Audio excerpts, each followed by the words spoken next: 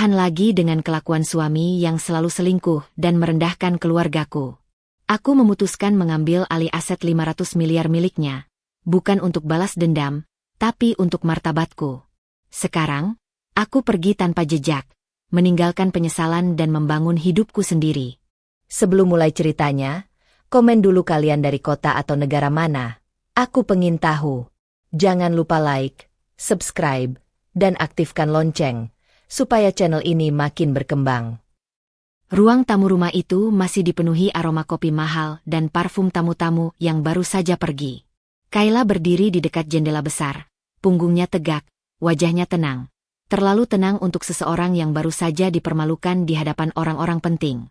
Senyum yang tadi ia pakai sebagai istri tuan rumah belum sepenuhnya runtuh, tapi dadanya terasa sesak, seperti ada sesuatu yang tertinggal dan mengeras di sana.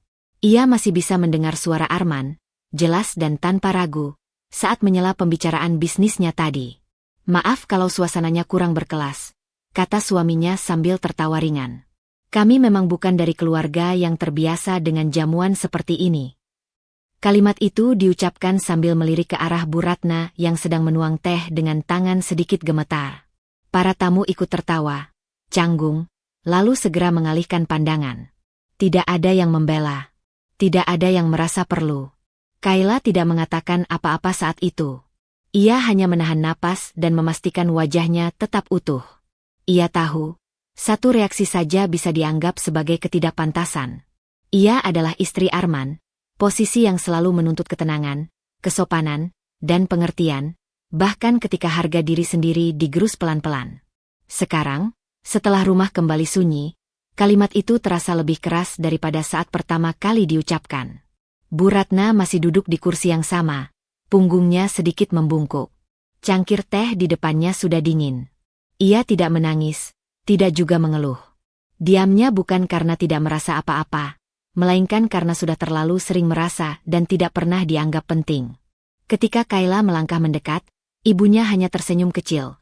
Senyum yang lebih mirip upaya menenangkan anak daripada ekspresi hati sendiri. "Tidak apa-apa, Kay," kata Bu Ratna pelan, seolah tahu apa yang bergolak di dada putrinya. "Ibu sudah biasa." Kalimat itu justru menusuk lebih dalam. Bukan karena Arman, melainkan karena kebiasaan itu sendiri. Kayla berjongkok di depan ibunya, menutup tangan keriput itu dengan kedua tangannya. Ada rasa bersalah yang tiba-tiba muncul. Bukan karena ia menyebabkan penghinaan itu, tapi karena selama ini ia membiarkannya terjadi. Langkah kaki Arman terdengar dari arah lorong. Ia melepas jasnya dengan gerakan cepat, seperti seseorang yang baru menyelesaikan urusan penting dan tidak ingin membahasnya lagi. Wajahnya santai, bahkan puas. "Tadi presentasinya berjalan lancar," katanya sambil menuang minumannya sendiri. Mereka tertarik. Kayla berdiri. "Kamu tidak perlu bicara seperti itu tadi," ucapnya, suaranya terkendali. Arman melirik sekilas, alisnya terangkat. "Seperti apa?" "Merendahkan," jawab Kayla singkat. Arman tertawa kecil, seolah yang dibicarakan bukan sesuatu yang serius. "Jangan berlebihan. Itu cuma candaan." Mereka mengerti konteksnya. Kayla menahan diri untuk tidak membalas dengan emosi. Ia menoleh ke arah Bu Ratna, yang kini memilih berdiri dan membereskan piring tanpa suara. "Konteks seperti apa?" tanya Kayla. "Bahwa keluargaku pantas dijadikan bahan humor." Arman menghela napas, jelas tidak sabar. "Kamu terlalu sensitif karena melibatkan perasaan. Dunia bisnis tidak sehalus itu. Kayla, kamu harus belajar membedakan." Kalimat itu menutup pembicaraan tanpa benar-benar menjawab. Arman berjalan pergi, meninggalkan Kayla dengan kata-kata yang terasa seperti vonis. Perasaan tidak relevan, martabat bisa dinegosiasikan, dan keluarga hanya aksesori dalam hidupnya. Malam turun perlahan. Setelah Bu Ratna masuk ke kamar tamu untuk beristirahat, Kayla duduk sendirian di ruang makan. Lampu gantung menyala redup, memantulkan bayangan dirinya di permukaan meja. Ia memejamkan mata sejenak, mencoba menata ulang pikirannya. Sejak kapan ia mulai menerima keadaan seperti ini sebagai hal yang wajar? Ia teringat awal pernikahan mereka, bagaimana Arman dulu memuji kesederhanaan keluarganya sebagai sesuatu yang membumi. Pujian itu berubah menjadi toleransi, lalu menjadi ejekan halus, dan kini penghinaan terbuka. Perubahannya tidak pernah tiba-tiba, melainkan bertahap, cukup lambat untuk tidak disadari, cukup sering untuk melelahkan perlawanan. Ponselnya bergetar di atas meja. Nama Dira muncul di layar. Kayla ragu sejenak sebelum mengangkatnya. "Kamu baik-baik saja?" Suara sahabatnya terdengar waspada. Dira selalu bisa membaca keheningan Kayla, bahkan dari jarak jauh. "Baik," jawab Kayla otomatis, lalu terdiam. Kata itu terasa kosong. "Capek sedikit." "Kayla," Dira menekan lembut, "capek karena apa?" Kayla menatap bayangannya sendiri di meja. Ia ingin berkata jujur, tapi sesuatu menahannya. Mungkin kebiasaan. Mungkin takut jika kata-kata itu keluar. Ia harus melakukan sesuatu setelahnya. "Nanti aku cerita," katanya akhirnya. Setelah panggilan berakhir, Kayla tetap duduk di tempatnya. Tidak ada air mata. Tidak ada ledakan emosi. Yang ada hanya pertanyaan yang selama ini ia dorong ke sudut pikirannya. Untuk apa ia mempertahankan pernikahan ini? Bukan demi status, bukan demi kenyamanan materi, dan kini semakin jelas, bukan demi martabat. Ia berdiri, berjalan ke kamar tidur, dan menutup pintu perlahan. Di dalam cermin, ia menatap wajahnya sendiri. Wajah seorang perempuan yang selama ini kuat, tapi lelah. Untuk pertama kalinya, Kayla tidak berusaha menenangkan dirinya dengan alasan-alasan lama. Ia membiarkan pertanyaan itu tetap ada, menggantung, tidak dijawab. Malam itu, Kayla mengambil keputusan kecil yang tampak sepele, tapi berisiko. Ia berhenti meyakinkan dirinya bahwa semua ini masih bisa ditoleransi. Ia belum tahu apa yang akan ia lakukan, tapi satu hal jelas, ia tidak lagi ingin membungkam luka hanya demi menjaga peran. Pagi datang dengan keheningan yang tidak biasa. Kayla terbangun lebih cepat dari biasanya, bukan karena alarm, melainkan karena pikirannya yang tak benar-benar tidur.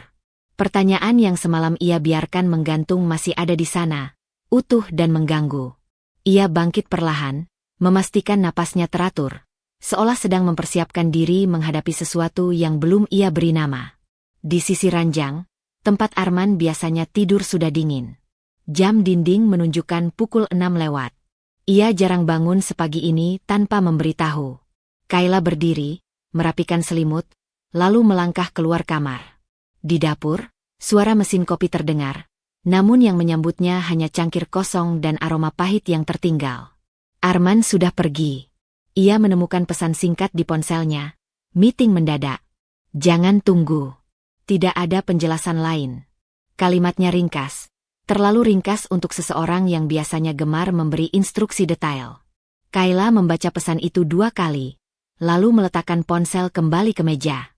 Tidak ada rasa marah yang muncul, hanya jeda aneh di dadanya. Seperti kehilangan pegangan pada sesuatu yang selama ini dianggap stabil. Siang hari, Kayla mengantar Bu Ratna ke teras belakang untuk berjemur. Ibunya terlihat lebih tenang daripada kemarin, meski wajahnya masih menyimpan sisa lelah. Mereka tidak membicarakan kejadian malam sebelumnya. Kayla tahu, diam adalah cara Bu Ratna bertahan, bukan tanda lupa. Saat ponsel Kayla kembali bergetar, kali ini dari Arman, ia merasakan detak jantungnya sedikit lebih cepat. "Aku pulang agak malam." Suara Arman terdengar melalui sambungan telepon. "Makan duluan saja." "Meeting?" tanya Kayla, berusaha terdengar biasa. "Ya," jawab Arman cepat. "Terlalu cepat. Ada klien luar kota." Kayla mengangguk meski tahu suaminya tidak bisa melihat. Ia menutup panggilan setelah Arman berkata singkat, "Jangan repot-repot tunggu." Lagi-lagi, tidak ada nada bersalah. Tidak ada upaya menjelaskan. Kayla duduk kembali di kursinya, menatap halaman yang sama sekali tidak menarik perhatiannya. Ada sesuatu dalam suara Arman yang berubah, bukan keras atau kasar, melainkan datar, seolah ia berbicara karena kewajiban. Sore menjelang, Kayla keluar rumah untuk bertemu Dira di sebuah kafe kecil yang biasa mereka datangi sejak sebelum ia menikah. Tempat itu sederhana, jauh dari dunia Arman yang penuh simbol kemewahan. Begitu melihat Kayla masuk, Dira langsung berdiri dan memeluknya singkat. Tidak ada basa-basi. Hubungan mereka tidak membutuhkannya. "Kamu kelihatan capek," kata Dira sambil duduk kembali.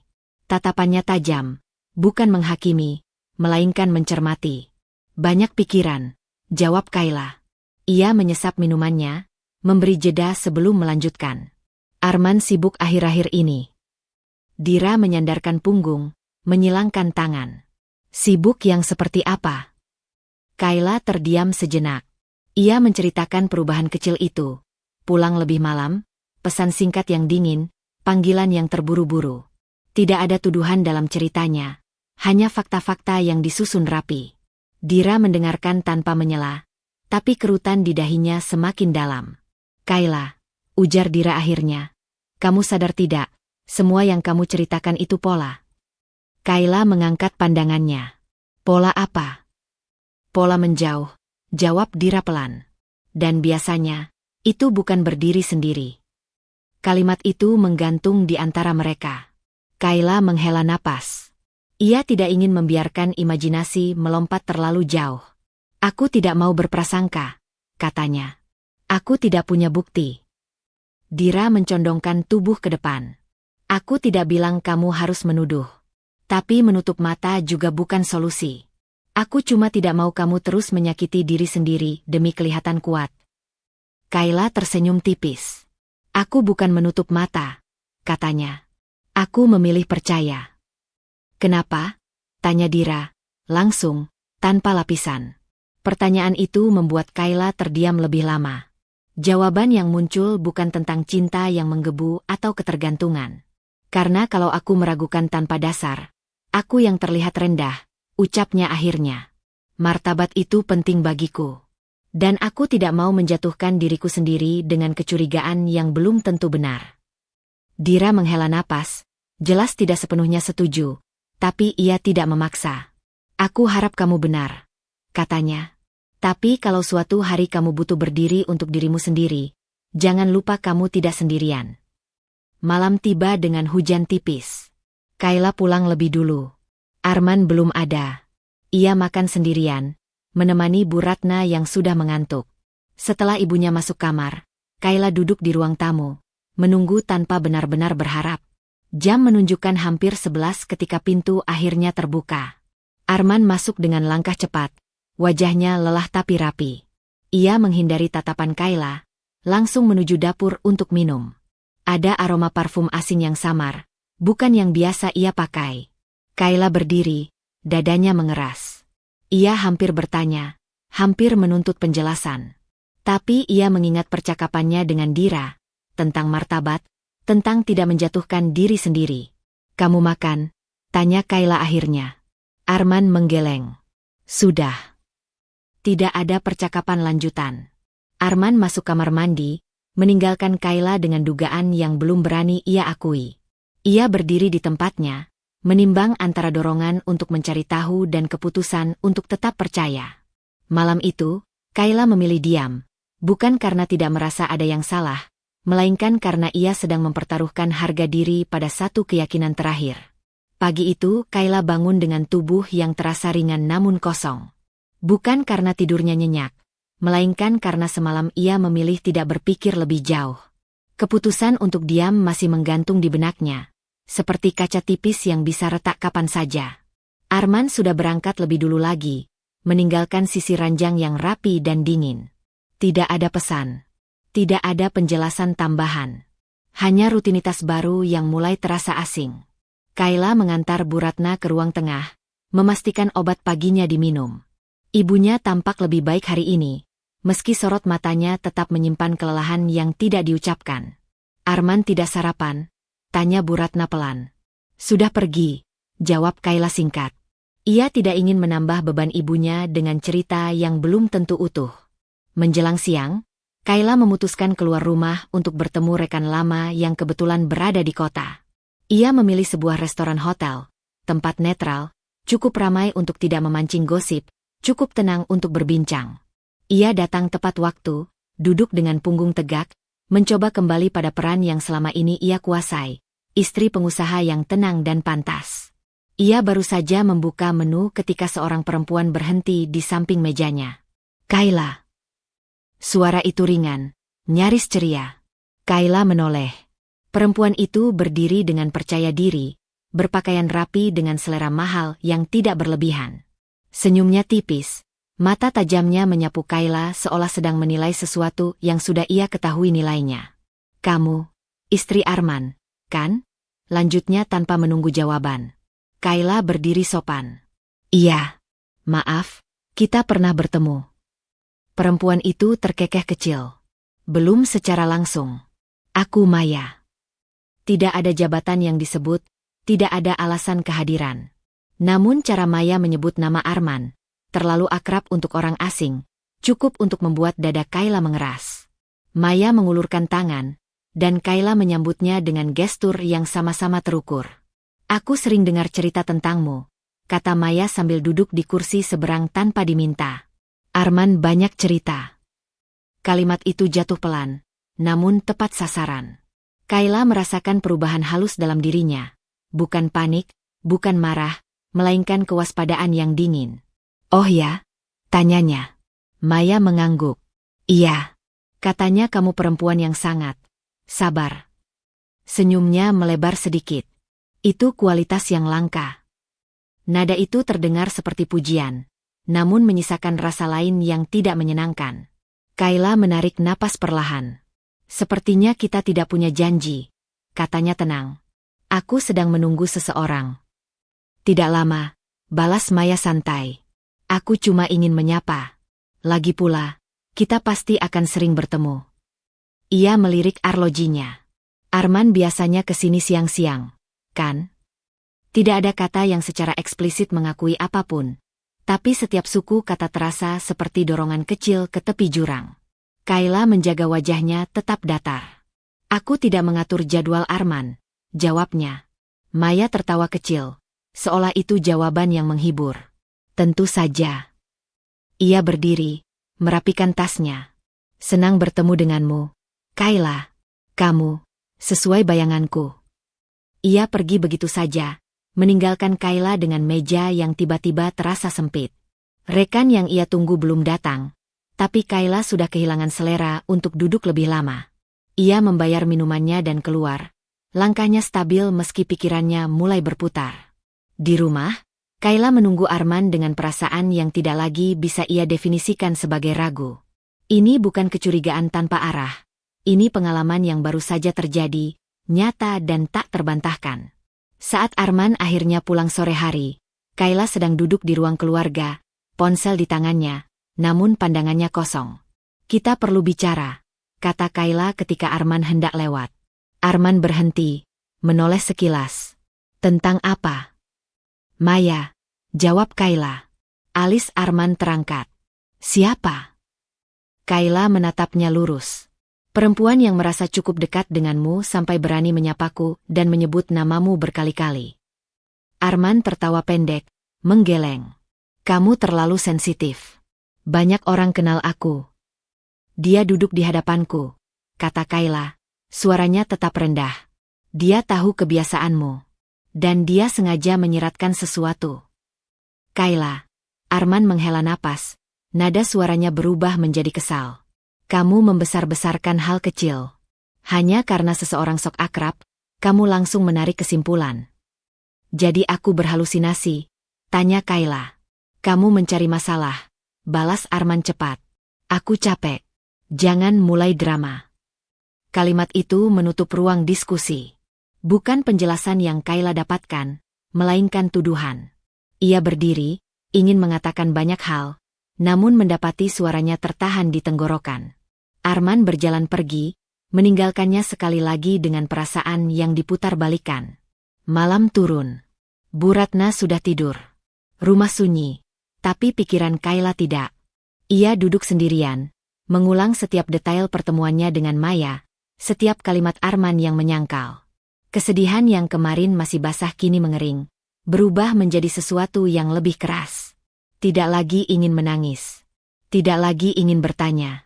Kayla berdiri dan mematikan lampu ruang keluarga satu persatu.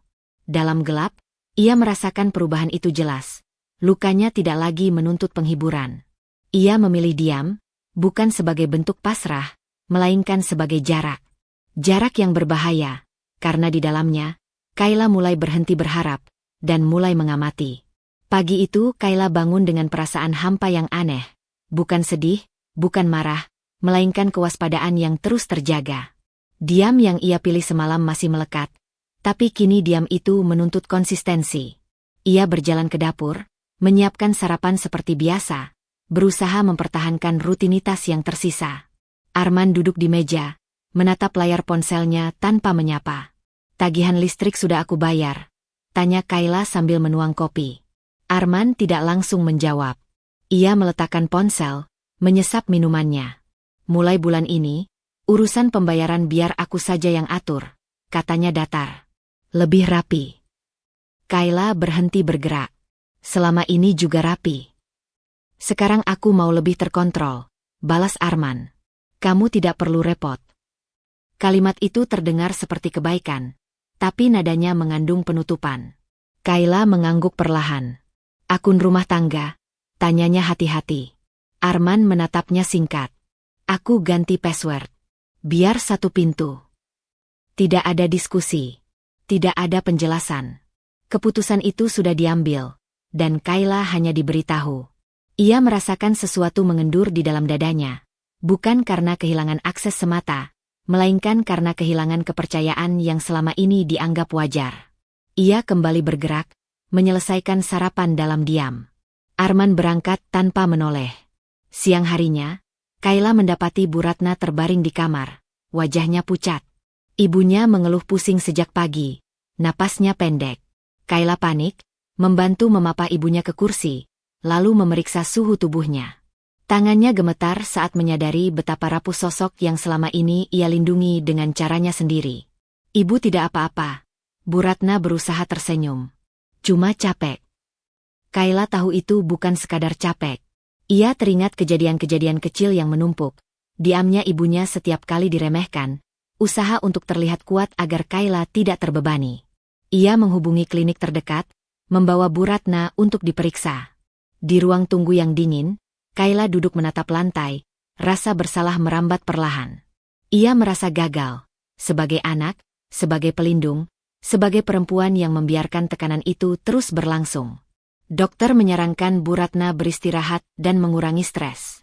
Kalimat itu terdengar sederhana, nyaris mustahil. Dalam perjalanan pulang, Kayla menggenggam tangan ibunya lebih erat. "Maaf," ucapnya pelan. Bu Ratna menoleh, kaget.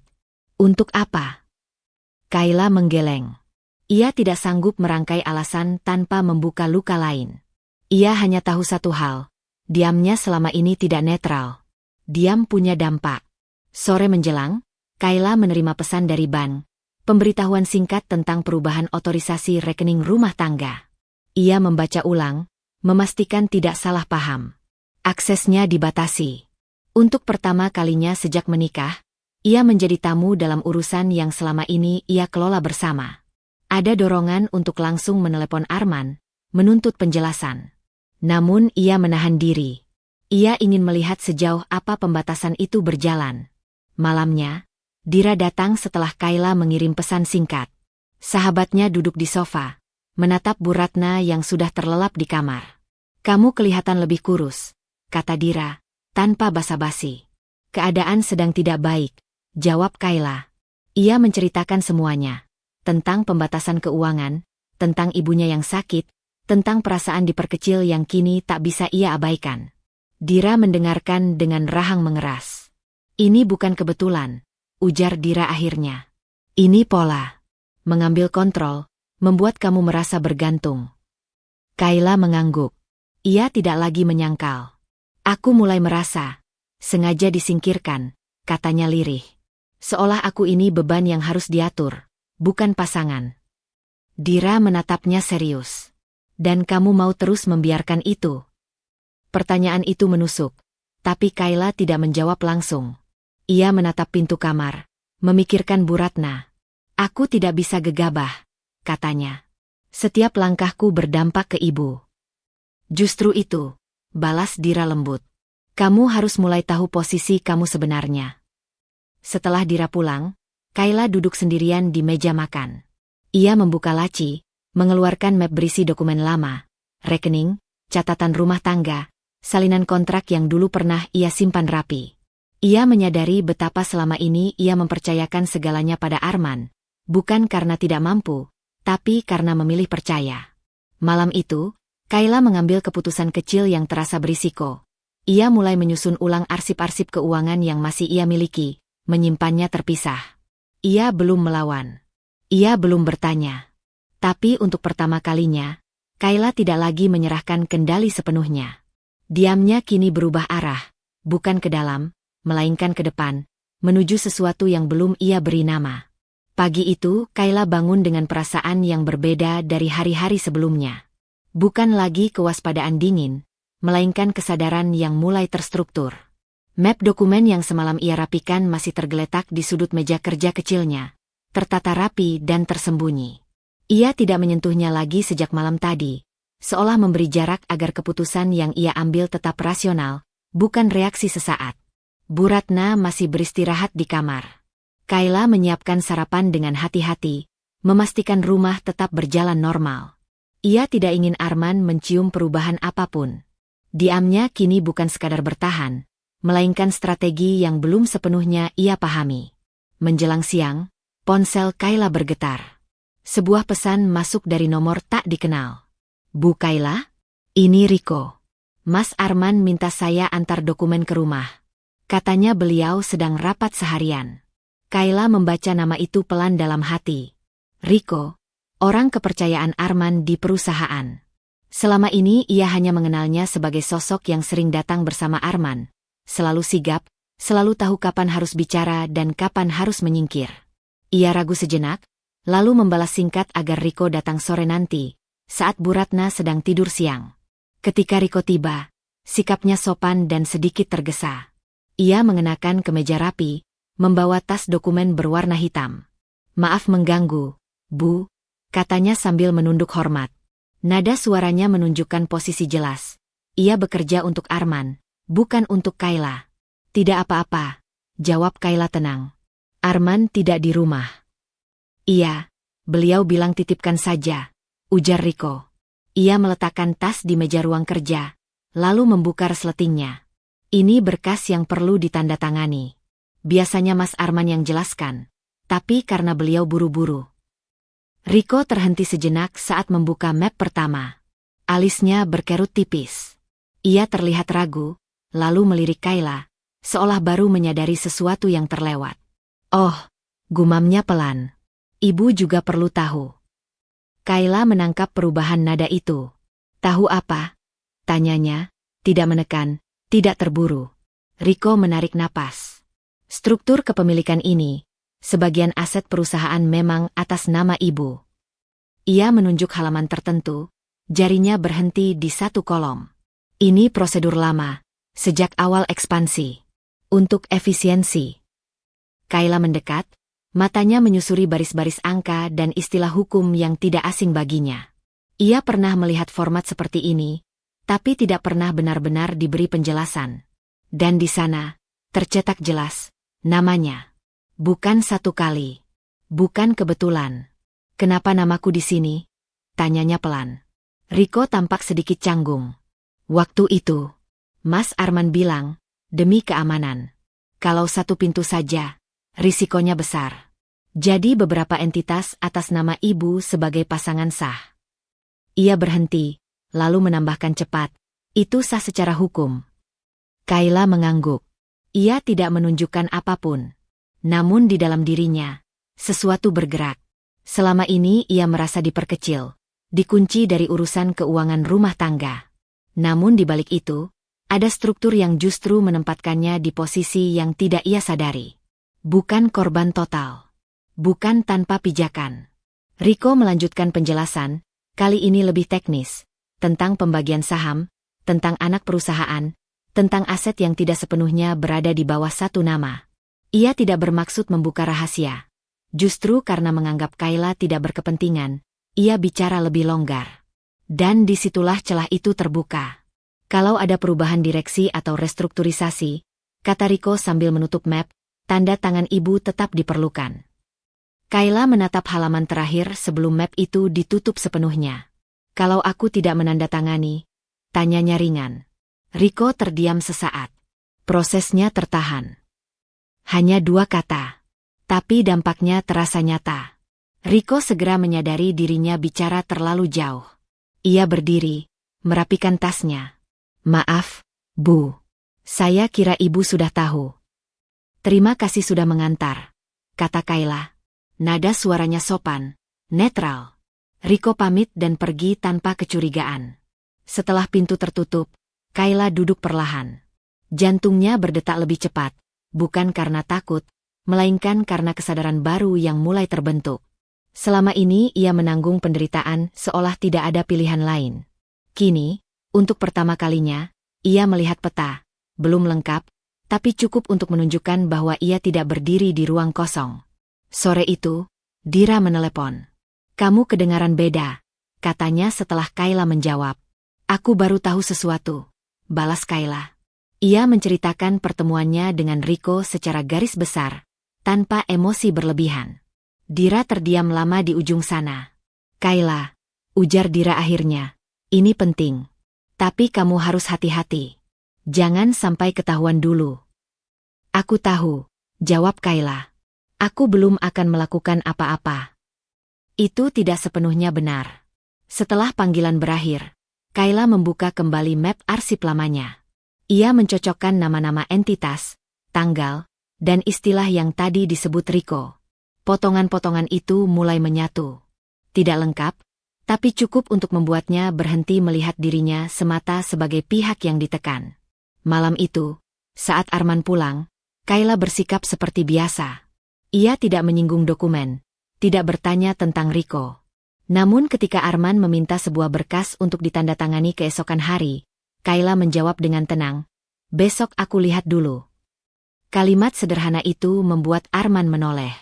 Hanya sepersekian detik, tapi cukup bagi Kayla untuk menyadari satu hal. Untuk pertama kalinya, ia tidak merasa kecil saat berkata tidak langsung menuruti. Saat lampu kamar dipadamkan, Kayla berbaring dengan mata terbuka. Peluang itu masih samar dan berbahaya, tapi nyata. Dan malam itu, Kayla mengambil keputusan kecil yang berisiko. Ia menyimpan salinan dokumen yang memuat namanya, bukan untuk melawan, belum, melainkan untuk memastikan bahwa kali ini, ia tahu di mana ia berdiri. Kayla bangun dengan kesadaran yang belum pernah ia rasakan sebelumnya. Ia tidak lagi menunggu keadaan membaik. Salinan dokumen yang ia sembunyikan di laci terkunci masih ada di sana, rapi dan tak tersentuh sejak malam sebelumnya. Ia tidak berniat membukanya pagi ini. Keputusannya bukan tentang bertindak cepat, melainkan tentang menjaga ketenangan agar pikirannya tetap jernih. Arman sudah bersiap pergi ketika Kayla keluar kamar. Ia berdiri di depan cermin, membetulkan dasinya. Wajahnya datar seperti rutinitas yang tidak perlu dipertanyakan. Aku ada makan malam bisnis malam ini, katanya tanpa menoleh. Jangan tunggu. Kayla mengangguk. Ibu masih kurang enak badan, ujarnya singkat.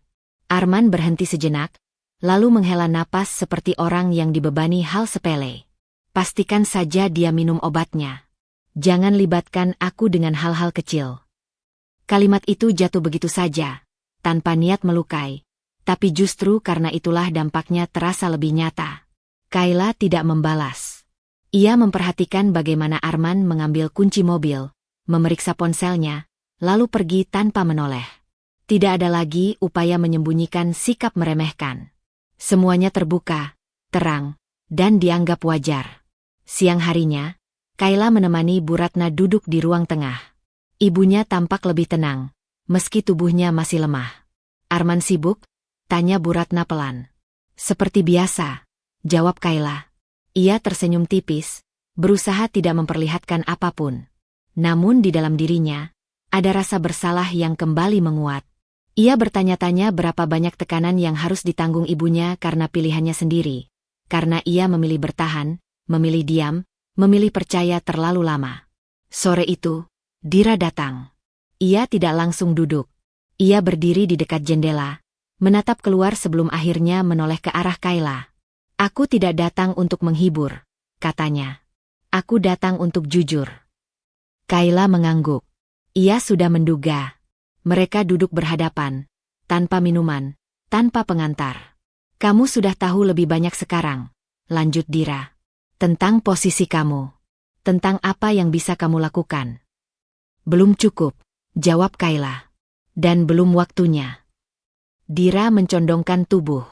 Kayla, sampai kapan kamu mau menunggu waktu yang sempurna? Masa depan kamu tidak akan menunggu. Kayla menatap sahabatnya. Aku tidak menunggu, katanya pelan. Aku menghitung. Dira terdiam, lalu menghela napas.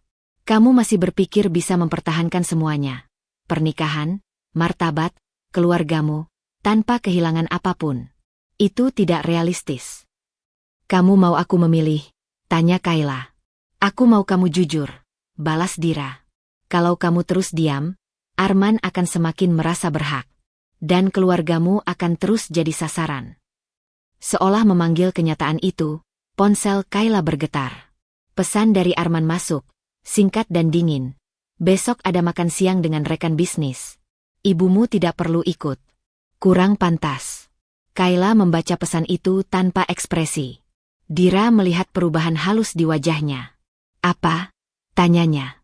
Kayla menyerahkan ponselnya. Dira membacanya, rahangnya mengeras. Ini sudah kelewatan, katanya. Dia bahkan tidak menyembunyikan penghinaan itu lagi. Kayla menarik ponselnya kembali. Aku tahu. Lalu. Dira menunggu. Aku tidak akan bereaksi sekarang, jawab Kayla. Bukan karena takut. Tapi karena aku ingin tahu sejauh apa dia akan melangkah kalau aku tetap tenang. Dira menggeleng pelan. Kamu bermain api. Mungkin, kata Kayla. Tapi aku juga sedang belajar di mana letak bahan bakarnya. Malam datang lebih cepat dari yang Kayla perkirakan. Arman pulang larut. Wajahnya tampak puas. Ia meletakkan jasnya sembarangan, lalu duduk di meja makan. Besok ibu kamu tidak ikut. Ya, katanya sambil membuka ponsel. Aku tidak mau suasana jadi canggung.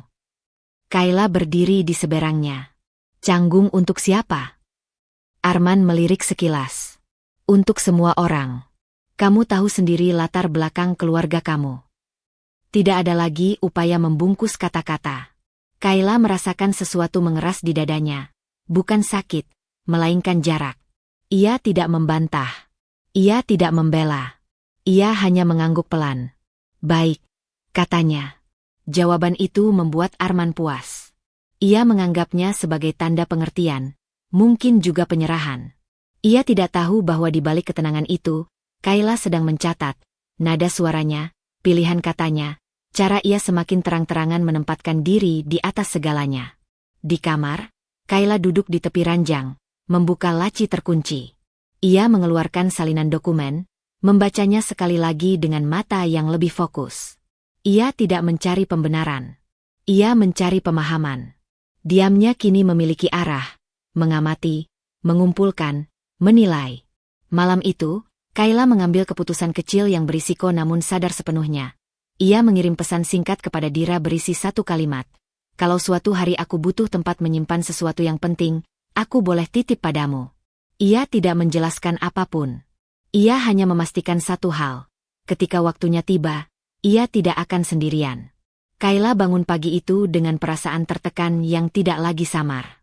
Diam yang selama ini ia rawat dengan hati-hati kini terasa berat di dada, seolah menuntut ruang lebih besar. Ia menyiapkan sarapan dalam keheningan, memastikan Bu Ratna masih beristirahat dengan tenang. Ketika Arman turun dari lantai atas, wajahnya sudah tegang, rahang mengeras, langkahnya cepat, seperti seseorang yang membawa beban yang tidak ingin ia akui. Aku tidak sarapan, kata Arman singkat sambil mengambil kunci mobil. Kayla menoleh. Kamu belum makan apapun sejak semalam. Bukan urusanmu, balasnya. Nada suaranya lebih keras dari biasanya. Kalimat itu menandai sesuatu. Bukan sekadar kelelahan kerja. Ada amarah yang tidak berasal dari rumah, tapi siap dilampiaskan di sana. Kayla mengangguk, memilih tidak menahan Arman. Ia memperhatikan punggung suaminya menghilang di balik pintu, meninggalkan udara yang terasa pengap. Siang hari, ponsel Arman berdering berkali-kali di meja ruang kerja. Ia lupa membawanya. Kayla tidak berniat mengintip.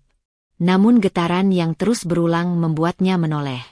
Layar menyala, menampilkan satu nama yang sudah ia kenal tanpa perlu dijelaskan. Maya. Panggilan itu berhenti, lalu masuk pesan singkat. Kayla tidak membacanya, tapi kalimat pertama terlihat jelas sebelum layar kembali gelap. Aku capek menunggu. Jantung Kayla berdetak lebih cepat, bukan karena cemburu, melainkan karena kepastian. Ini bukan lagi dugaan. Ini tekanan nyata yang mulai merembes ke dalam rumah tangganya. Sore itu, Arman pulang lebih awal dari biasanya. Ia membanting pintu mobil. Langkahnya berat saat masuk rumah. "Kenapa kamu tidak bilang ibumu butuh biaya tambahan?" tanyanya tiba-tiba, tanpa pengantar. Kayla terkejut. "Dokter hanya menyarankan kontrol lanjutan," jawabnya tenang. "Belum ada biaya besar." Arman tertawa pendek, tanpa humor. "Semua selalu kecil di matamu, tapi menumpuk. Aku tidak mau terus jadi penyangga masalah yang bukan tanggung jawabku." Kalimat itu menghantam Kayla lebih keras dari teriakan. Ia menahan napas. "Dia ibuku," katanya pelan. "Dan kamu istriku," balas Arman cepat. "Kamu seharusnya tahu prioritas." Kayla menatapnya. Untuk pertama kalinya, ia tidak melihat pasangan, melainkan seseorang yang sedang terpojok. "Ada apa?" tanyanya. "Kamu marah bukan karena ini." Arman mendekat, tatapannya tajam. "Jangan sok jadi analis. Kamu tidak tahu apa-apa." Nada suaranya naik. Ia mulai berjalan mondar-mandir, melampiaskan sesuatu yang tidak ia sebutkan. "Semua orang menuntut. Semua merasa berhak. Aku capek." Kayla mengerti sekarang. Maya bukan hanya hadir sebagai bayangan. Ia menekan, menuntut keputusan. Dan Arman, yang tidak siap kehilangan kendali, memilih sasaran paling aman untuk meluapkan amarahnya. "Rumah. Istri. Kamu tahu apa yang bikin aku kesal?" lanjut Arman. "Kamu selalu diam. Seolah aku ini monster yang harus diawasi." Kayla menahan dorongan untuk membela diri. "Aku diam karena tidak ingin memperkeruh," jawabnya. "Diam kamu itu menyebalkan," bentak Arman. "Seolah kamu merasa lebih tinggi." Kalimat itu hampir membuat Kayla tersenyum. Bukan karena lucu, tapi karena ironis. Selama ini ia merasa diperkecil. Kini diamnya justru dianggap ancaman. Malam turun dengan sisa ketegangan yang tidak terselesaikan. Bu Ratna memilih mengurung diri di kamar, merasakan perubahan suasana tanpa perlu dijelaskan. Kayla duduk sendirian di ruang kerja kecilnya. Tangannya gemetar tipis, bukan karena takut, melainkan karena adrenalin yang belum turun. Ia membuka laptop, bukan untuk mencari hiburan, melainkan untuk menyusun. Ia menuliskan daftar, bukan rencana besar, melainkan langkah-langkah kecil. Dokumen apa yang harus diamankan, percakapan mana yang perlu diingat, akses apa saja yang masih ia miliki. Ia tidak menamai ini perlawanan. Ia menyebutnya perlindungan. Ponselnya bergetar. Pesan dari Dira masuk. "Aku rasa tekanan akan naik. Hati-hati." Kayla membalas singkat, "Aku tahu." Ia membuka laci terkunci, memastikan salinan dokumen masih utuh. Ia memindahkan satu map ke tas kerja yang jarang ia pakai, tas yang biasanya ia simpan di bagasi mobil. Gerakannya terukur, tanpa panik. Setiap keputusan kecil terasa seperti meletakkan batu pijakan di sungai yang arusnya mulai deras. Di kamar, Arman berbaring membelakangi pintu, ponselnya menyala di tangan. Kayla masuk tanpa suara. Ia melihat layar ponsel Arman sekilas. Pesan panjang dari Maya, belum dibalas. Kayla tidak membaca isinya, tapi ia tahu nadanya. Tuntutan. Ultimatum. Pilihan. Ia mematikan lampu dan berbaring di sisi ranjang. Di dalam gelap, Kayla menyadari sesuatu yang penting. Amarah Arman bukan lagi sekadar sikap. Ia adalah reaksi terhadap tekanan yang semakin sempit. Dan ketika seseorang terpojok, ia bisa menjadi berbahaya, bukan dengan kekerasan fisik, melainkan dengan keputusan yang merugikan orang lain. Malam itu, Kayla mengambil keputusan kecil namun menentukan. Mulai besok, ia akan mencatat setiap perubahan, akses yang dicabut, kata-kata yang merendahkan, tuntutan yang tidak masuk akal. Bukan untuk mengungkit, melainkan untuk melindungi diri. Diamnya kini bukan lagi reaksi, melainkan persiapan. Pagi itu, Kayla bangun dengan perasaan yang lebih terarah daripada hari-hari sebelumnya. Catatan yang ia buat semalam masih tersimpan rapi di dalam tas kerja. Bukan daftar keluhan, melainkan kronologi. Tanggal, perubahan akses, kalimat-kalimat Arman yang terdengar sepele tapi bermakna. Ia tidak membaca ulang semuanya. Ia sudah hafal garis besarnya. Yang ia butuhkan hari ini bukan keberanian, melainkan ketepatan. Arman berangkat tanpa banyak bicara. Wajahnya kusut, ponselnya tak lepas dari tangan. Kayla mengantarkan Bu Ratna sarapan, memastikan ibunya cukup kuat untuk beraktivitas ringan. Kayla mau keluar sebentar, katanya lembut. Ada urusan. Bu Ratna mengangguk, menatap putrinya dengan mata yang ingin bertanya namun memilih diam. Kayla menangkap itu. Diam ibunya selalu bermakna sama, jangan menambah beban. Kayla tersenyum tipis dan mengecup keningnya, lalu melangkah keluar dengan tas yang terasa lebih berat dari biasanya. Ia tidak menuju kantor Arman. Ia memilih sebuah gedung perkantoran lama di pusat kota, tempat yang tidak mencolok, dengan parkiran sempit dan lobi yang sepi. Pak Hendra berkantor di sana. Kayla mengenalnya sebagai pengacara keluarga Arman, orang yang selalu hadir dalam urusan legal besar, selalu berbicara seperlunya, dan selalu menjaga jarak profesional. Meminta waktu darinya berarti menapak wilayah yang licin. Itulah sebabnya Kayla melakukannya dengan cara terselubung. Di ruang tunggu kecil, Kayla duduk menunggu dengan punggung tegak. Ia menyebutkan pada resepsionis bahwa ia perlu konsultasi singkat terkait dokumen lama, tanpa menyebut konflik, tanpa menyebut nama Arman sebagai subjek. Beberapa menit kemudian, Pak Hendra muncul di ambang pintu, wajahnya netral seperti biasa. "Silakan, Bu Kayla," katanya. Tidak ada kehangatan, tapi juga tidak ada penolakan. Di dalam ruangannya, Kayla duduk berhadapan dengan meja kayu besar yang penuh berkas. Ia mengeluarkan map tipis, salinan yang ia simpan, dan meletakkannya tanpa kata. Pak Hendra membuka map itu, membaca cepat, lalu menatap Kayla. "Ini aset perusahaan," ujarnya. "Dan ini," jarinya berhenti pada satu halaman, "atas nama ibu." "Sejauh apa hak saya?" tanya Kayla langsung. Suaranya tenang, tidak bergetar. Pak Hendra menyandarkan punggung. Sebagai pasangan sah, dan sebagai pihak yang tercantum, hak ibu tidak kecil. Bahkan lebih besar dari yang biasanya disadari oleh klien. Kayla menahan napas. Lebih besar dari yang disadari Arman. Pak Hendra terdiam sejenak. Banyak pengusaha menganggap nama pasangan hanya formalitas. Padahal secara hukum, itu bukan simbol. Itu kendali. Kata itu, kendali, beresonansi di kepala Kayla. Selama ini, ketakutan membuatnya merasa tak berdaya. Kini, ketakutan itu mulai menemukan bentuk lain, kewaspadaan yang tajam. "Apa risikonya jika saya tidak langsung menandatangani sesuatu?" tanya Kayla. "Proses bisa tertahan," jawab Pak Hendra. "Dan itu sah. Tidak bisa dipaksakan." "Kalau ada perubahan struktur," lanjut Kayla. Pak Hendra menatapnya lebih lama. "Tergantung perubahan apa. Tapi selama nama ibu ada di sana, persetujuan ibu diperlukan. Tidak ada nasihat moral. Tidak ada dorongan untuk bertindak." Pak Hendra menjaga posisinya sebagai profesional, netral, berhati-hati, dan sadar betul bahwa percakapan ini berada di wilayah abu-abu. Kayla menghargai itu. Ia tidak datang untuk mencari pembenaran, melainkan peta. "Apakah Arman tahu sejauh ini?" tanya Kayla. Pak Hendra menutup map. Biasanya, klien tidak mendalami detail yang dianggap aman. Kayla mengangguk. Ia berdiri, merapikan tasnya. "Terima kasih," katanya singkat. Tidak ada janji lanjutan. Tidak ada kesepakatan tersirat.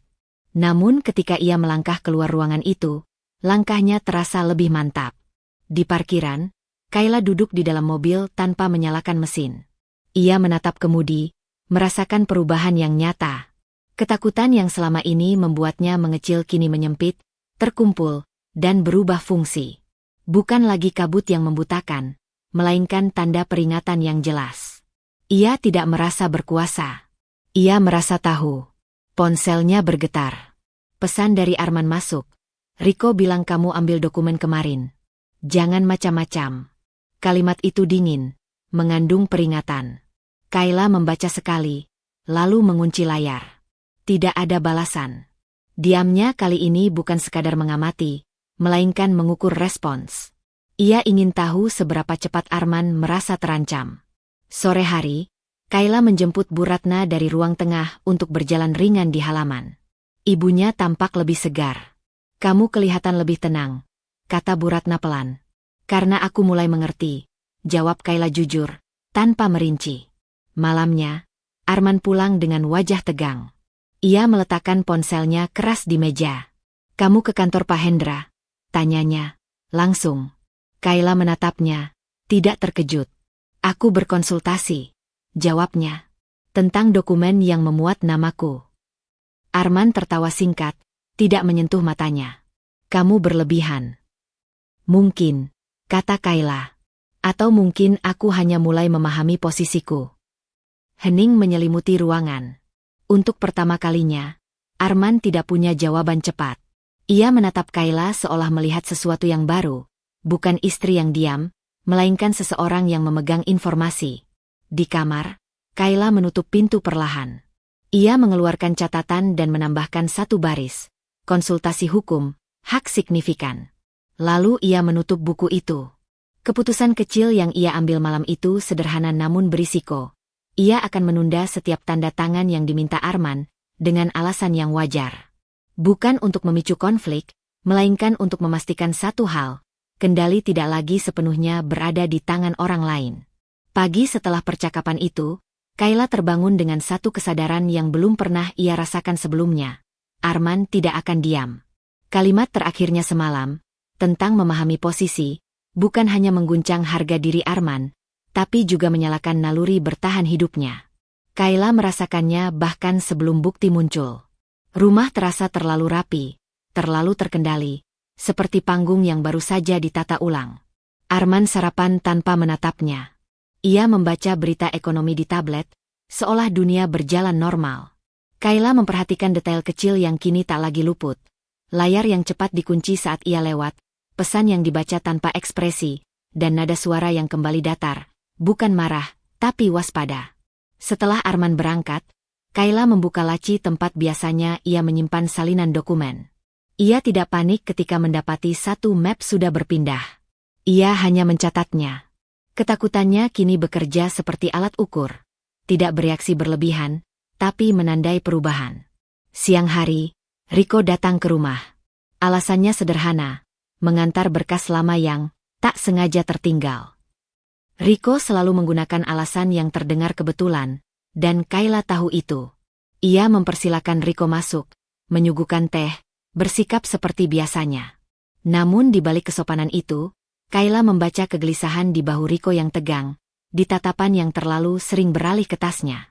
"Ada yang berubah akhir-akhir ini," kata Riko. "Akhirnya. Di rumah, maksud saya." Kayla mengaduk tehnya pelan. "Perubahan apa?" Riko tersenyum tipis, senyum orang yang mencoba menguji batas. "Ibu jadi sering bertanya soal hal-hal teknis. Dokumen, struktur. Biasanya ibu mempercayakan." Kata itu, mempercayakan, terdengar seperti pujian, sekaligus peringatan. Kayla mengangkat pandangannya. "Aku masih percaya," katanya. "Tapi percaya tidak sama dengan buta." Riko terdiam. Untuk sesaat, topeng profesionalnya retak. Ia bukan orang bodoh. Ia bekerja cukup lama dengan Arman untuk tahu bahwa perubahan sikap Kayla bukan kebetulan. "Terlalu banyak tahu bisa berbahaya," ujarnya, setengah bercanda, setengah serius. "Berbahaya bagi siapa?" tanya Kayla. Riko tidak menjawab. Ia berdiri tak lama kemudian, berpamitan dengan alasan rapat. Ketika pintu tertutup, Kayla menghela napas pelan. Percakapan itu mengubah sesuatu dalam dirinya. Kesadaran bahwa pengetahuannya kini terlihat. Dan sesuatu yang terlihat bisa ditantang. Sore itu, Kayla menerima pesan singkat dari Pak Hendra. Tidak panjang, tidak eksplisit. "Ada perubahan akta. Tidak memerlukan tanda tangan Anda. Namun berdampak. Tidak ada detail. Tidak ada saran. Tapi cukup untuk membuat Kayla tahu." Arman bergerak. Ia duduk di sofa, ponsel di tangan, jantung berdetak lebih cepat, bukan karena takut, melainkan karena adrenalin. Arman memindahkan sebagian aset tanpa sepengetahuannya. Secara hukum mungkin sah, celah yang ia temukan sebelum Kayla menutupnya. Kayla merasakan tarikan halus di dalam dirinya. Dorongan untuk segera bertindak, untuk menantang, untuk menghentikan. Namun ia menahannya. Setiap langkah tergesa akan memberinya kepuasan sesaat, tapi melemahkan posisi jangka panjang. Malam tiba bersama Arman yang pulang lebih larut dari biasanya. Ia tampak lelah, tapi ada ketegangan baru di rahangnya. Mereka makan malam dalam diam. Bu Ratna sudah tidur lebih dulu, meninggalkan ruang makan yang sunyi. "Kamu kemana hari ini?" tanya Arman tiba-tiba, nada suaranya terdengar ringan. "Di rumah," jawab Kayla jujur. "Riko sempat mampir." Alis Arman bergerak sedikit. "Ngapain?" "Ngobrol," kata Kayla. "Seperti biasa." Arman mengangguk, tapi matanya menyelidik. "Kamu tidak perlu ikut campur urusan perusahaan," katanya kemudian. "Itu bukan duniamu." Kayla meletakkan sendoknya. "Namaku ada di sana." "Itu formalitas," potong Arman cepat. Kayla menatapnya. "Lama. Formalitas yang bisa menahan proses," katanya pelan. Hening kembali jatuh, lebih berat dari sebelumnya. Arman bangkit, meninggalkan meja tanpa kata. Pintu kamar ditutup sedikit lebih keras dari perlu. Kayla tetap duduk, merasakan getaran halus di tangannya. Ia tidak menang. Ia juga tidak kalah. Yang terjadi adalah tarik-menarik kekuasaan pertama. Senyap, tapi nyata. Di kamar, Kayla membuka catatannya. Ia menambahkan 1 poin lagi, perubahan akta tanpa persetujuan. Celah hukum. Ia tahu setiap catatan adalah potongan puzzle, dan puzzle itu mulai membentuk gambar yang tidak bisa lagi diabaikan. Sebelum tidur, Kayla mengambil keputusan kecil yang berisiko. Ia memindahkan salinan dokumen penting ke tempat yang tidak diketahui siapapun di rumah itu. Bukan untuk menyerang, melainkan untuk berjaga. Saat lampu dipadamkan, Kayla menatap langit-langit, menyadari satu hal dengan jelas. Permainan telah dimulai, dan tidak ada lagi ruang untuk ketidaksengajaan. Malam itu, Kayla tidak langsung tidur. Keputusan kecil yang ia ambil sebelumnya, menyembunyikan salinan dokumen, masih berdengung di kepalanya. Ia sadar satu hal. Sejak titik itu, ia tidak lagi sekadar bertahan. Ia mulai mengumpulkan. Dan mengumpulkan berarti bersiap menghadapi kebenaran, seburuk apapun bentuknya. Pagi datang dengan hujan tipis. Kayla duduk di meja kecil dekat jendela. Laptop terbuka, ponsel di sampingnya. Ia tidak terburu-buru. Setiap langkah ia lakukan dengan ritme yang tenang, hampir dingin. Pesan-pesan lama Arman yang dulu ia abaikan kini dibaca ulang, satu persatu. Janji yang dibatalkan mendadak. Alasan rapat yang berulang. Nama-nama yang dulu terasa asing, kini mulai membentuk pola. Satu nama muncul terlalu sering, Maya. Kayla tidak langsung bereaksi. Ia hanya mencatat waktu, tempat, dan kebohongan kecil yang menyertainya. Dari sana, benang merah muncul dengan sendirinya. Bukti pertama bukan foto atau rekaman, melainkan transaksi, tiket, reservasi hotel, biaya makan malam yang dibukukan sebagai jamuan klien. Semua rapi, terlalu rapi, seperti seseorang yang yakin tak akan pernah diperiksa oleh orang yang dianggap tidak berhak bertanya. Siang hari, Pak Hendra menelepon. Suaranya tetap tenang, profesional, seolah percakapan mereka hanya rutinitas biasa. Namun setiap kalimatnya membawa bobot. Ada beberapa alur dana yang dialihkan melalui perusahaan afiliasi, katanya. Secara hukum, sah. Secara etika, ambigu. Namaku terlibat, tanya Kayla. Sebagian, jawab Pak Hendra jujur. Tapi tanpa persetujuan aktif. Kalimat itu menancap lebih dalam dari yang Kayla duga. Tanpa persetujuan aktif. Ia ada di sana, di atas kertas, tapi tidak pernah benar-benar dihitung. Kayla mengucapkan terima kasih, menutup panggilan, lalu duduk terdiam cukup lama. Bukan karena kaget, melainkan karena sebuah kepastian akhirnya terbentuk. Selama ini ia tidak diperlakukan setara. Bukan sebagai pasangan, bukan sebagai rekan, bahkan bukan sebagai manusia yang pantas diberi pilihan. Sore itu, Dira datang. Tidak dengan wajah khawatir seperti biasanya, melainkan penuh kehati-hatian, seolah membaca perubahan besar di mata sahabatnya. Kayla tidak langsung bercerita. Ia menyeduh kopi, mengatur napas, lalu meletakkan beberapa cetakan di meja. Dira membacanya perlahan. Wajahnya mengeras. Ini bukan cuma selingkuh, katanya. Ini merendahkan kamu secara sistematis. Kayla mengangguk. Anehnya, tidak ada air mata. Tidak ada suara bergetar. Aku tahu, katanya. Dan itu yang paling menyakitkan. Bukan Maya. Bukan uang. Tapi kenyataan bahwa dari awal, aku tidak pernah dianggap setara. Dira menatap Kayla lama, lalu berkata pelan, "Kamu marah?" Kayla memikirkan jawabannya. Amarah itu ada, jelas. Tapi bukan seperti dulu, bukan ledakan atau kepedihan. "Aku marah," ujarnya akhirnya. "Tapi tenang." Dan itu yang membuatku takut, sekaligus yakin. Malam menjelang ketika Arman pulang. Kali ini Kayla tidak menyembunyikan laptopnya. Ia duduk di ruang keluarga, membaca dokumen. Arman berhenti sejenak, menatapnya, lalu berjalan ke kamar tanpa komentar. Tidak ada pertengkaran. Tidak ada tuduhan. Hanya dua orang yang kini sama-sama sadar bahwa keseimbangan telah bergeser. Saat Arman keluar kamar untuk makan malam, Kayla menutup laptopnya. "Kamu makan?" tanyanya biasa. "Tidak lapar," jawab Arman singkat. Kayla mengangguk. Ia tidak menahan, tidak memaksa. Dalam diam itu, ia merasakan sesuatu yang baru, kendali atas reaksinya sendiri. Ia tidak lagi menunggu penjelasan atau pengakuan. Bukti sudah cukup berbicara. Malam semakin larut.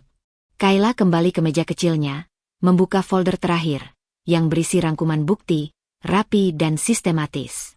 Ia menyimpannya di tempat aman, lalu menutup semuanya. Keputusan berikutnya muncul, kecil tapi berisiko. Ia akan berhenti berpura-pura tidak tahu. Bukan dengan konfrontasi, melainkan dengan persiapan. Saat lampu dipadamkan, Kayla berbaring dengan mata terbuka. Amarahnya tidak menghangatkan dada, tapi menenangkan pikiran. Ia tahu jalan di depannya tidak mudah. Namun untuk pertama kalinya, ia tidak lagi berjalan sebagai bayangan di hidup orang lain. Ia berjalan dengan arah. Kayla bangun dengan perasaan yang tidak lagi bercabang. Amarah yang semalam terasa tenang kini mengeras menjadi keputusan. Ia berdiri di depan cermin, menatap wajahnya sendiri. Tidak ada jejak perempuan yang menunggu dipilih. Yang ada adalah seseorang yang akhirnya memilih dirinya sendiri. Langkah pertama ia lakukan tanpa suara. Kayla menghubungi Pak Hendra bukan dari rumah, melainkan dari mobil, di parkiran yang sepi. Ia tidak ingin dinding rumah itu menjadi saksi lebih banyak rahasia. "Ada satu jalur yang bisa saya tempuh," kata Kayla begitu panggilan tersambung. Nada suaranya datar, tidak memohon, tidak menantang. Sah secara hukum, tapi tidak akan terlihat sebagai serangan. Di ujung sana, Pak Hendra terdiam cukup lama. Ia sudah menduga percakapan ini akan datang sejak bukti-bukti mulai terkumpul. "Ibu paham konsekuensinya?" tanyanya akhirnya. "Aku paham risikonya," jawab Kayla. "Dan aku paham hakku." Kalimat terakhir itu menggantung di udara. Pak Hendra menarik napas. Sebagian aset ditempatkan atas nama ibu dengan skema perlindungan keluarga. Jalur itu dibuat untuk mengamankan, bukan untuk diaktifkan sepihak. "Namun bisa diaktifkan," potong Kayla tenang. "Bisa," akui Pak Hendra. "Jika ada dasar ketidakadilan perlakuan dan potensi penyalahgunaan wewenang." Kayla menutup mata sejenak. Dasar itu bukan sekadar dokumen baginya. Itu adalah rangkuman tahun-tahun di mana suaranya diabaikan. "Aku tidak meminta Bapak melanggar hukum," katanya. "Aku hanya meminta Bapak menjalankan kewajiban profesional." Kata kewajiban terdengar berat. Pak Hendra tahu persis posisinya. Loyalitasnya pada Arman bukan sekadar hubungan kerja, tapi juga kepercayaan lama. Namun hukum tidak mengenal perasaan. Ia mengangguk, meski Kayla tak bisa melihatnya. "Saya akan menyiapkan mekanismenya." Dengan sangat hati-hati. Setelah panggilan ditutup, Kayla tetap duduk di mobil beberapa menit. Tangannya sedikit bergetar. Bukan ragu, melainkan kesadaran bahwa langkah ini tak bisa ditarik kembali. Ia tidak sedang balas dendam.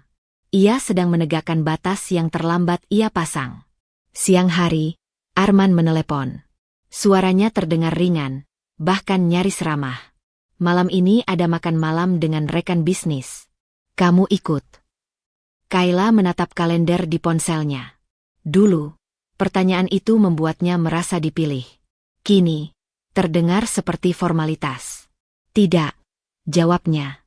Aku ada urusan. Arman tertawa kecil. Sejak kapan kamu sibuk? Sejak aku tahu waktuku berharga, kata Kayla, tanpa nada menantang. Arman terdiam sesaat, lalu menutup telepon dengan alasan tergesa. Ia tidak curiga. Baginya, Kayla hanya sedang melewati fase yang ia yakini akan reda seperti sebelumnya. Sore itu, Kayla menemui Dira. Bukan untuk meminta pendapat, melainkan untuk memastikan satu hal. Ia tidak berjalan sendirian secara emosional. Dira mendengarkan tanpa menyela, matanya tajam namun penuh keprihatinan. Kamu sadar, ini akan mengubah segalanya, kata Dira pelan. Aku tahu, jawab Kayla.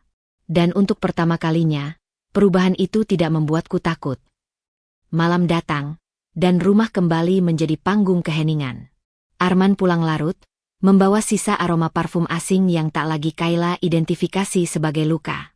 Ia berdiri di dapur, menuang air, lalu berkata seolah biasa, besok aku keluar kota 2 hari. Kayla mengangguk. Hati-hati di jalan. Tidak ada pertanyaan. Tidak ada kecurigaan. Arman meliriknya sekilas, mungkin heran dengan ketenangan itu, tapi tidak cukup peduli untuk menggali. Ia tidak menyadari bahwa kepergiannya justru memberi Kayla ruang yang ia butuhkan. Begitu pintu kamar Arman tertutup, Kayla membuka laptop. Email dari Pak Hendra sudah masuk, ringkas, formal, berisi langkah-langkah awal yang telah dijalankan. Tidak ada tanda tangan Arman. Tidak ada pemberitahuan. Semuanya sah, semuanya sunyi. Kayla membaca dengan saksama, lalu menutup laptop. Jantungnya berdetak cepat. Namun pikirannya jernih. Ia baru saja mengeksekusi langkah hukum pertama melalui celah yang selama ini dianggap tak berarti. Celah yang kini menjadi jalan.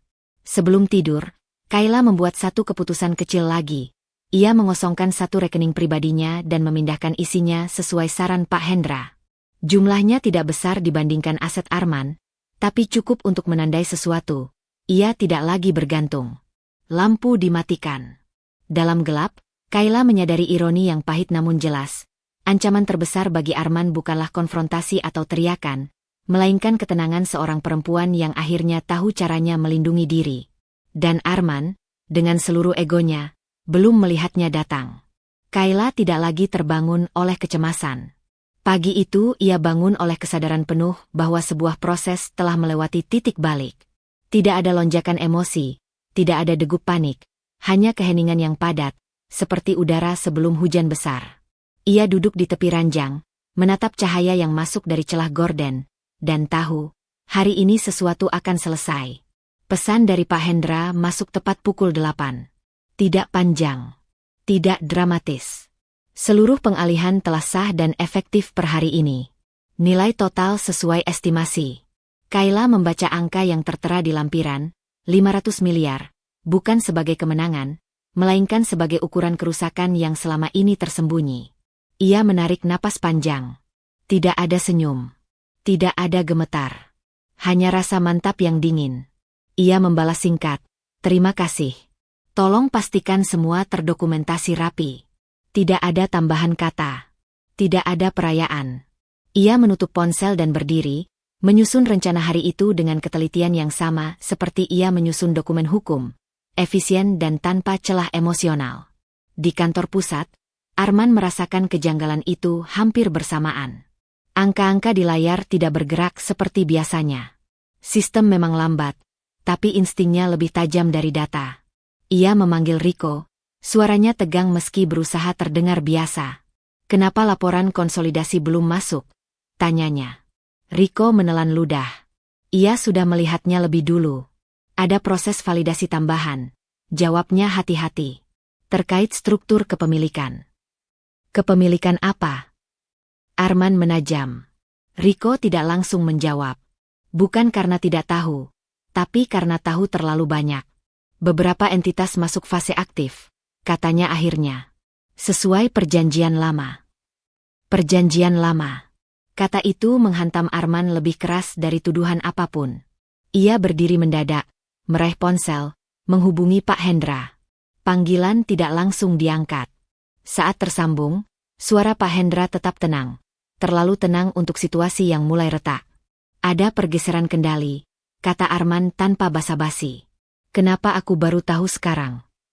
Karena secara hukum, prosesnya tidak memerlukan persetujuan lanjutan, jawab Pak Hendra. Dan sudah sah. Arman terdiam.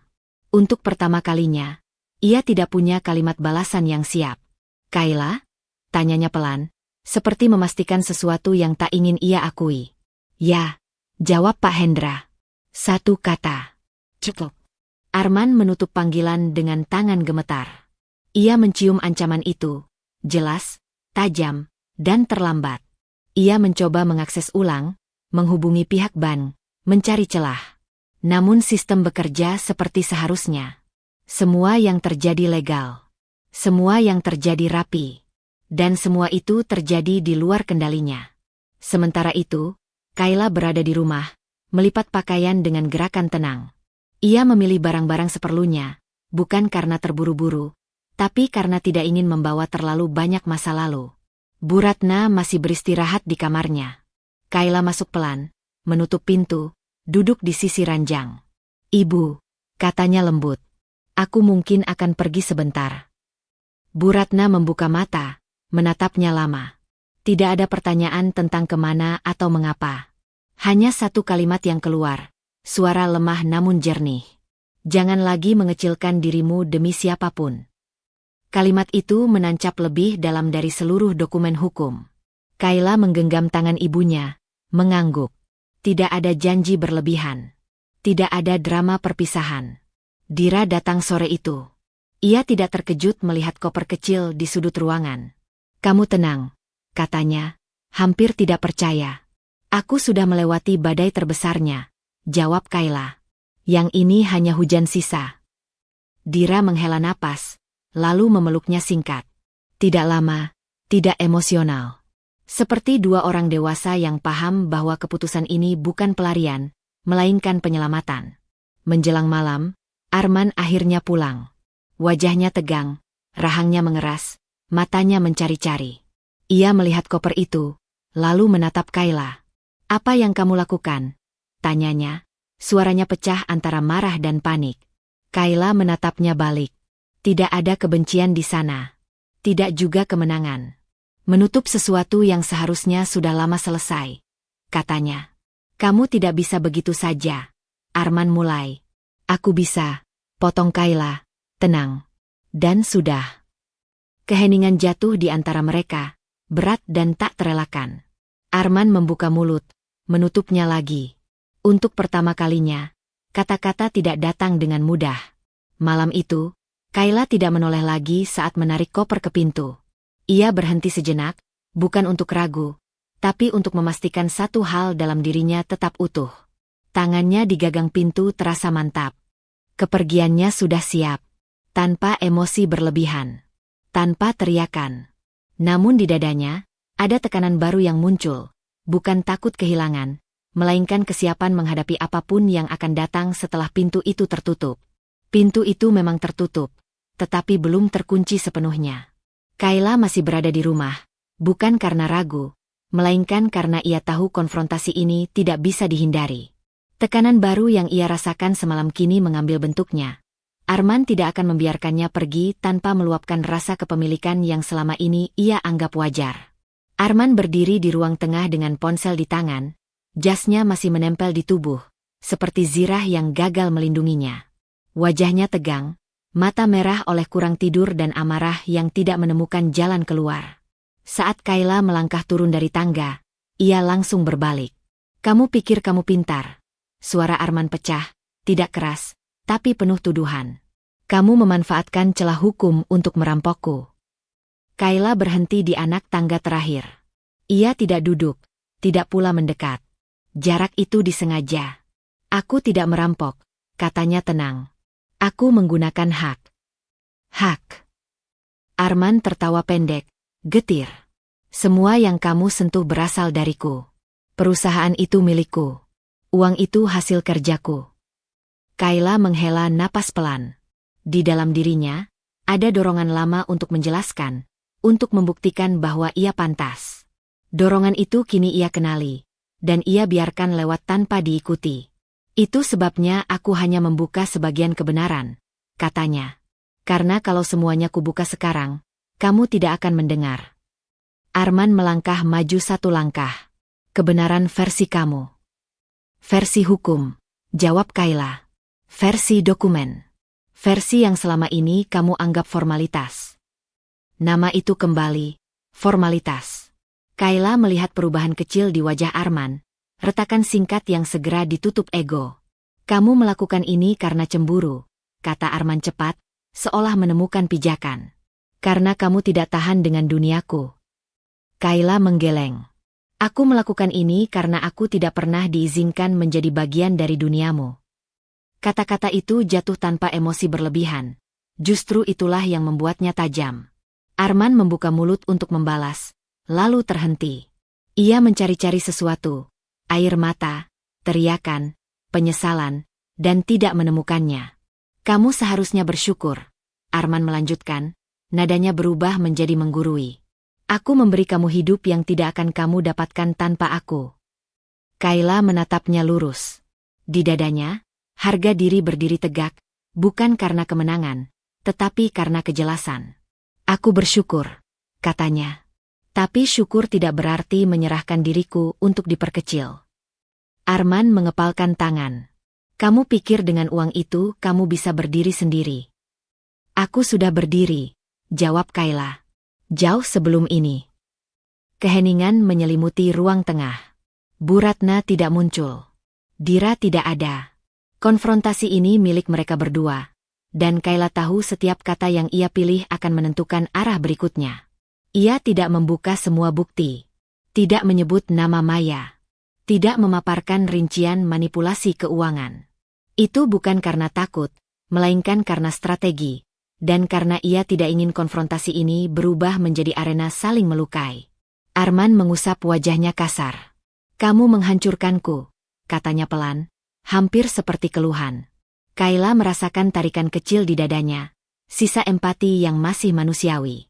Namun ia tidak membiarkannya mengambil alih. Aku tidak menghancurkanmu, katanya. Aku berhenti membiarkan diriku dihancurkan. Arman tertawa lagi. Kali ini tanpa humor. Kamu selalu pandai memutarbalikkan. Tidak, Kayla menimpali. Aku hanya berhenti menerima definisimu tentang diriku. Ia melangkah menuju pintu, mengambil koper kecil yang semalam diletakkan di sana. Tangannya tidak gemetar. Aku tidak datang untuk meminta izin, katanya. Aku datang untuk memastikan kamu tahu satu hal. Ini bukan perang. Ini penarikan diri. Penarikan diri dengan 500 miliar. Arman menyindir. Dengan martabat, jawab Kayla. Uang itu hanya alat. Arman terdiam. Ia menatap Kayla seolah baru melihatnya benar-benar. Bukan sebagai istri yang bisa diatur, bukan sebagai bayangan yang setia, melainkan sebagai individu yang memilih. Kesadaran itu menyakitkan, dan ia menolaknya dengan refleks. Kamu akan menyesal, katanya. Kayla mengangguk pelan. Mungkin, katanya jujur. Tapi penyesalan karena memilih diriku sendiri lebih bisa kuterima daripada penyesalan karena terus menghilang. Ia membuka pintu. Udara luar terasa dingin dan nyata. Sebelum melangkah keluar, Kayla berhenti sejenak, bukan untuk melihat Arman, melainkan untuk memastikan dirinya sendiri tidak kembali ke pola lama, menjelaskan lebih dari yang perlu. Ada satu hal lagi, katanya tanpa menoleh. Kamu merasa berhak atas segalanya karena kamu terbiasa mengambil. Tapi hak tidak lahir dari kebiasaan. Hak lahir dari pengakuan. Pintu tertutup di belakangnya. Tidak dibanting. Tidak ditahan. Arman berdiri sendirian, dengan tuduhan yang belum menemukan sasaran. Di luar, Kayla menghela napas panjang. Konfrontasi pertama telah berlalu. Harga dirinya tidak runtuh, tidak pula meledak. Ia berdiri tegak, dan justru itulah yang membuat langkah berikutnya terasa semakin berat. Karena ia tahu, konfrontasi ini belum yang terakhir. Pagi itu terasa aneh di rumah yang dulu selalu bergema oleh suara Arman. Tidak ada langkah tergesa, tidak ada nada suara yang mencoba menguasai ruang. Kayla duduk di ruang tengah, menatap dokumen yang tersusun rapi. Semua yang ia lakukan sejauh ini, semua langkah hati-hati dan hukum yang ditempuh, kini mulai menunjukkan dampaknya. Kekuasaan Arman runtuh dari atas fondasi yang selama ini ia anggap tak tergoyahkan. Arman masuk ke rumah, wajahnya pucat, mata merah karena kurang tidur. Ia tidak langsung berkata apapun. Tangannya gemetar ketika memegang gelas, dan Kayla melihatnya. Tidak ada kemarahan yang biasanya cepat tersulut, hanya kepanikan yang dalam. Ia merasakan kehilangan sesuatu yang selama ini tidak pernah ia sadari begitu penting. Kontrol. Kekuasaan yang selama ini menjadi citranya sebagai lelaki kuat dan pengendali, kini luntur satu persatu. Maya sudah pergi. Berita itu datang lewat bisik Riko yang tersisa di rumah sebagai bagian dari urusan administrasi terakhir. Maya meninggalkan kota tanpa pesan. Meninggalkan Arman yang kini berdiri sendiri menghadapi kekosongan yang tidak bisa ia penuhi dengan kata-kata atau amarah. Riko, yang dulu setia menjadi kaki tangan dan penghubung rahasia, sekarang terlihat ragu.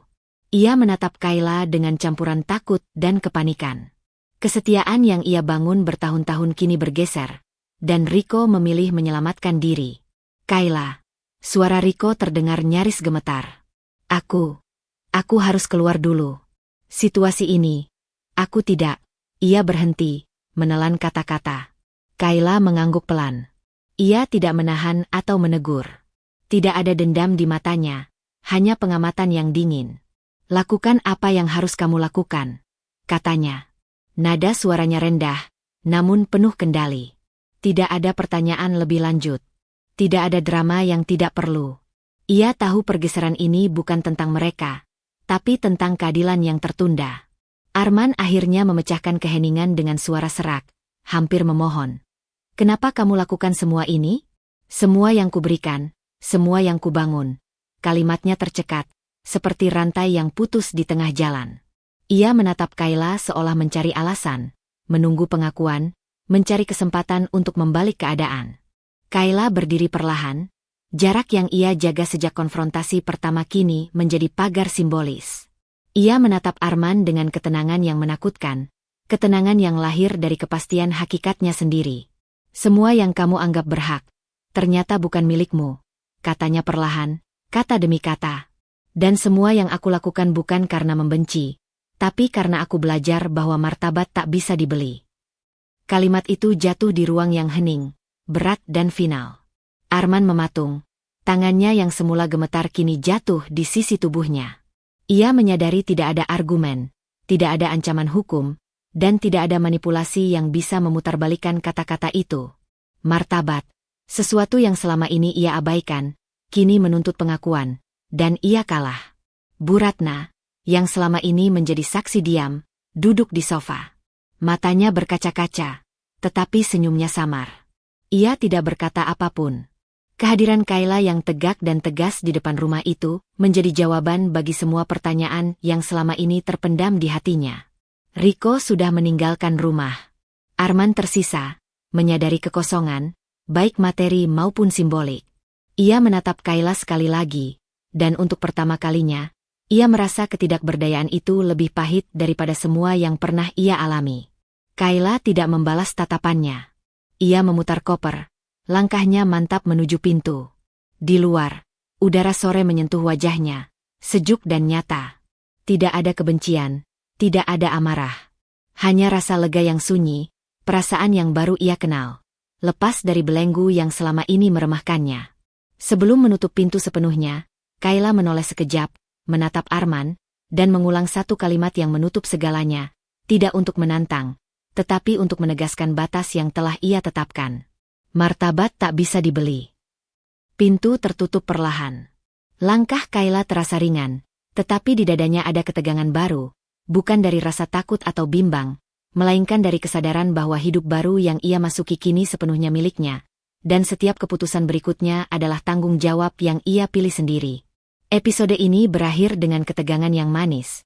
Kebebasan ada di tangannya, tapi jalan ke depan masih penuh keputusan berisiko yang harus ditempuh dengan kepala tegak. Pagi itu sunyi. Rumah yang dulu selalu bergema oleh langkah kaki dan suara-suara perintah Arman kini kosong, kecuali udara yang membawa sisa-sisa ketegangan dari 2 hari terakhir. Kayla berjalan di lorong panjang, membawa koper kecil yang rapi, tidak berat, tetapi penuh simbol. Simbol kebebasan yang baru saja ia raih.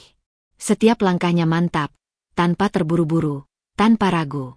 Ia menatap dinding yang dipenuhi kenangan, namun tidak ada emosi yang menahan.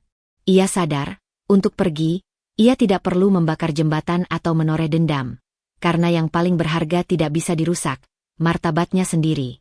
Di ruang tamu, Bu Ratna duduk di sofa dengan wajah yang tenang. Ia tidak menangis, tidak menuntut, hanya menatap Kayla dengan mata yang penuh pemahaman. "Aku bangga padamu," katanya pelan, suaranya lirih, seolah setiap kata mengandung berat tahun-tahun yang mereka lalui bersama. Kayla tersenyum tipis, menggenggam tangan ibunya sebentar.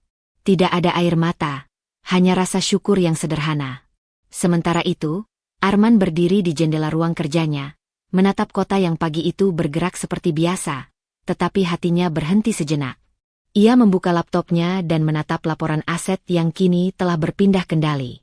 Angka-angka itu bukan sekadar uang. Bagi Arman, mereka adalah simbol kekuasaan yang selama ini ia banggakan. Sekarang, simbol itu hilang, dan ia sadar terlalu lambat bahwa selama ini ia salah menilai. Ia merasa kehilangan, bukan karena materi, tetapi karena kesadaran bahwa kesempatan untuk memperbaiki hubungannya dengan Kayla telah lewat. "Kenapa aku tidak melihatnya lebih awal?" Arman bergumam pada dirinya sendiri. Kata-kata itu hampa, tidak terdengar oleh siapapun, tapi gemanya menembus ruang hatinya sendiri.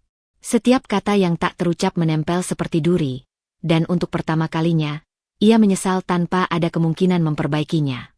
Maya sudah pergi jauh, Riko telah memilih jalan aman sendiri, dan Arman dibiarkan sendiri menghadapi sisa-sisa citra yang runtuh. Di luar, Kayla menutup pintu rumah untuk terakhir kalinya. Udara pagi menyentuh wajahnya, sejuk, nyata, dan membawa aroma baru yang belum pernah ia hirup dalam beberapa tahun terakhir. Ia melangkah ke mobil, memutar kunci, dan menatap jalan yang membentang di depannya. Tidak ada rasa takut, hanya kesadaran bahwa langkah ini adalah miliknya, bukan langkah seorang korban, bukan langkah seorang perempuan yang menunggu izin atau pengakuan. Ia memilih dirinya sendiri, utuh, mandiri, dan bebas. Di perjalanan, Kayla menyalakan musik yang lama ia abaikan, bukan untuk melarikan diri, tapi untuk menegaskan kenyataan. Hidup baru dimulai dari keputusan yang sadar, bukan dari luka yang menahan. Ia melihat setiap gedung, setiap kendaraan, dan bahkan setiap orang yang melintas sebagai simbol kehidupan yang bergerak terus, tidak peduli masa lalu. Dan ia bagian dari arus itu, bukan penonton yang tersakiti. Malam menjelang ketika ia tiba di kota baru. Apartemen kecil yang ia pilih sendiri menyambutnya dengan kesunyian yang hangat. Tidak ada tumpukan dokumen lama, tidak ada bayangan Arman atau siapapun yang membatasi ruangnya. Kayla menaruh koper, membuka jendela, dan melihat langit malam yang luas. Bintang-bintang tampak begitu dekat, seolah dunia ini memang menunggu keberanian seseorang yang berani memilih dirinya sendiri. Ia tersenyum, kali ini tanpa beban, tanpa bayangan masa lalu yang menekan. Di sisi lain, Arman masih duduk di kursi kerjanya, menatap layar kosong.